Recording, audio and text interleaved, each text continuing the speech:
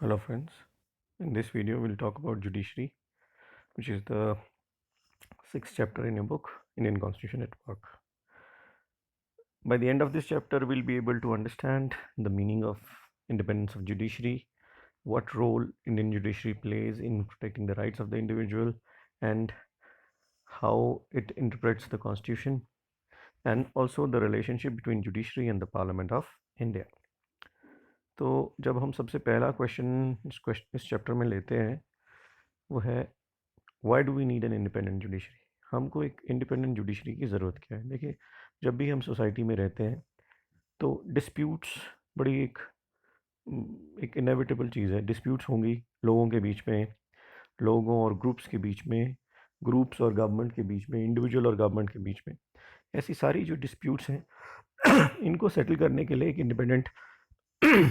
एक independent judiciary और या आप कह लीजिए एक इंडिपेंडेंट बॉडी की ज़रूरत होगी जो कि principle of rule of law के अकॉर्डिंग इन डिस्प्यूट्स को सेटल करेगी। ठीक है। अब ये जो idea of rule of law है जिसके अकॉर्डिंग कोई इंडिपेंडेंट बॉडी सारी डिस्प्यूट्स को सेटल करेगी, उसका क्या मतलब है।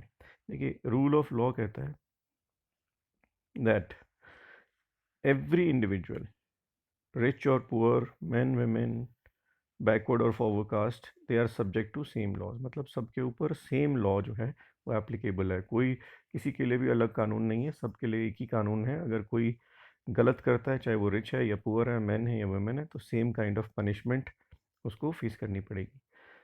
तो the principle rule of judiciary is the protection of rule of law. सबसे इंपॉर्टेंट काम जुडिशरी का क्या है कि रूल ऑफ लॉ को प्रोटेक्ट करना, और जो सुप्रीमेसी ऑफ लॉ है यानी कि लॉ सबसे सुप्रीम है, इसको प्रोटेक्ट करना। सबसे ऊपर सबसे बड़ा क्या है किसी देश में जहाँ पर इंडिपेंडेंस ऑफ जुडिशरी है, that is rule of law. और इसके अलावा जो इंडिविजुअल राइट्स हैं उसको प्रोटेक्ट करना, डिस्प्यूट्स को सेटल करना, और इंश्योर करना कि जो डेमोक्रेसी है वो एक इंडिविजुअल डिक्टेटरशिप या ग्रुप डिक्टेटरशिप में ना बदल जाए। मतलब डेमोक्रेसी हमारी जो है रूट जहाँ पर हम रिप्रेजेंटेटिव्स को इलेक्ट करके भेजते हैं वो उसी तरह से काम करें जिस तरह से कॉन्स्टिट्यूशन में लिखा है, ना कि किसी एक इंडिविजुअल या ग्रुप की मनमर्जी के हिसाब से।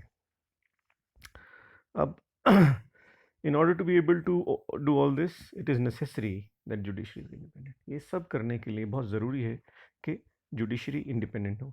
अब what is the meaning of independence of judiciary और कैसे हम ये इंश्योर करते हैं। देखिए, जब हम बात करते हैं इंडिपेंडेंस ऑफ जुडिशरी की तो कुछ चीज़ें उसमें ज़रूरी हैं। जैसे कि पहली बात, इंडिपेंडेंस जुडिशरी में जो सबसे इंपॉर्टेंट है वो क्या है कि the other organ of the government like the executive and legislature must restrain from functioning of judiciary in such a way that it is unable to do justice। कि जो बाकी ऑर्गन हैं दो गवर्नमेंट के, एग्जीक्यूटिव और legislature, वो उनको restrain करना चाहिए from functioning restraining the functioning of the judiciary.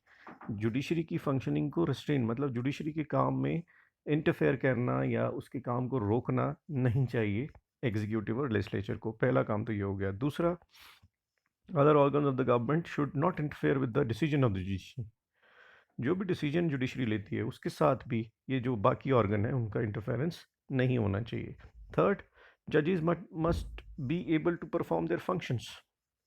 जो जजेस हैं वो अपने फंक्शंस को परफॉर्म करने लायक होने चाहिए विदाउट एनी फियर और फेवर। ना तो उनके दिमाग में कोई डर होना चाहिए, ना ही उनको फेवर, वो किसी को फेवर करें। तो उस केस में जुडिशरी जो है वो इंडिपेंडेंटली काम कर सकती है। अब independence of judiciary does not imply arbitrariness और एब्सेंस ऑफ अकाउंटेबिलिटी। इसका मतलब ये भी नहीं है कि जुडिशरी अकाउंटेबल नहीं है और मनमर्जी कर सकती है। Judiciary is a part of the democratic political structure. ठीक है, हमारी जुडिशरी भी उसी डेमोक्रेटिक पॉलिटिकल स्ट्रक्चर का हिस्सा है जहाँ पर एग्जीक्यूटिव और लेजिस्लेचर है।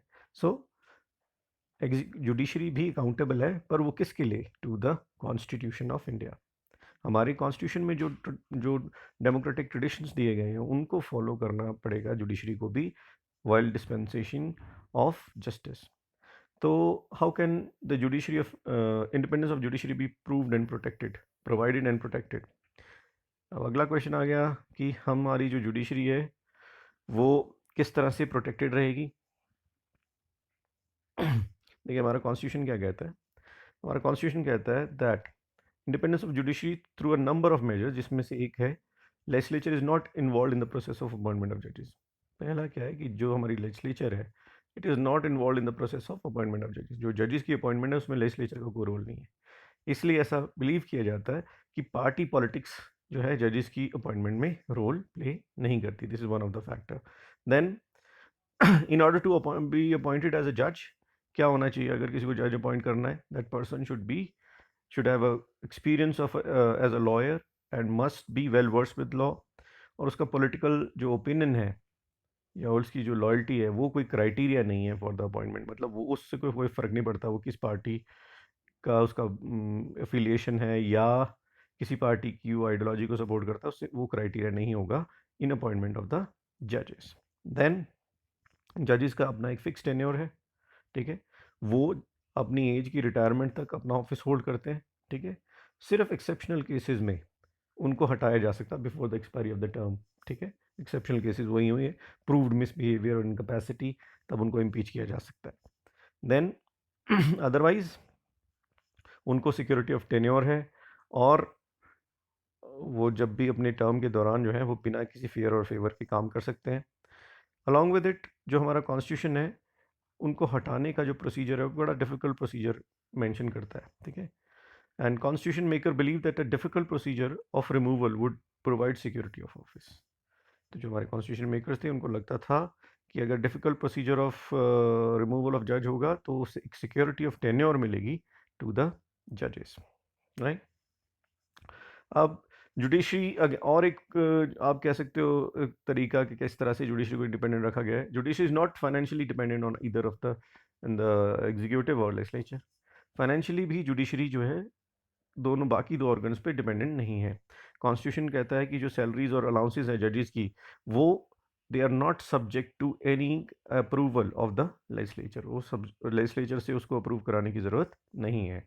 And the action and decision of जजेस are immune from personal criticism as well. जजेस के जो एक्शन है और उनके जो डिसीजन है वो पर्सनल जो क्रिटिसिज्म है उससे इम्यून है। मतलब उसको उनका पर्सनली क्रिटिसिज्म नहीं किया जा सकता। In fact the judiciary has the power to penalise those, और ये भी पावर है जुडिशरी के पास अपनी इंडिपेंडेंस को इंश्योर करने की कि अगर कोई जुडिशरी की बात नहीं मानता है ना, the power to penalise those who are found guilty of contempt of court. मतलब कोर्ट के ऑर्डर्स को कोई नहीं मानता है तो और गिल्टी पाया जाता है तो उसको जुडिशरी जो है वो पनिश कर सकती है। और ये जो अथॉरिटी है this makes the court is seen as an effective protection of to the जजेस फ्रॉम अनफेयर क्रिटिसिज्म। मतलब अनफेयर अगर कोई क्रिटिसिज्म करता है तो जजेस can take action against that person. Parliament can not discuss the conduct of the जजेस। और जो पार्लियामेंट है वो जजेस के कंडक्ट को डिस्कस नहीं कर सकते in the proceedings of the house except for the cases जब उनको रिमूव करने के लिए प्रोसीडिंग्स चल रही हो पार्लियामेंट में, ठीक है। So this gives the judiciary independence to educate without fear of being criticise. ये एक जुडिशरी को एक आप कह सकते हो कि आज़ादी देता है सब ये सब मेजर्स कि जुडिशरी अपनी जो है एडजुडिकेशन दे सकती है, अपने डिसीजंस दे सकती है बिना किसी फियर के ऑफ बीइंग क्रिटिसाइज्ड। तो आज के वीडियो में इतना ही करते हैं। अगले वीडियो में बात करेंगे अपॉइंटमेंट ऑफ द जजेस एंड रिमूवल ऑफ द जजेस की। तब तक अपना ख्याल रखें और कमेंट करके बताएं कि आपको वीडियो कैसे लगा। Thank you so much.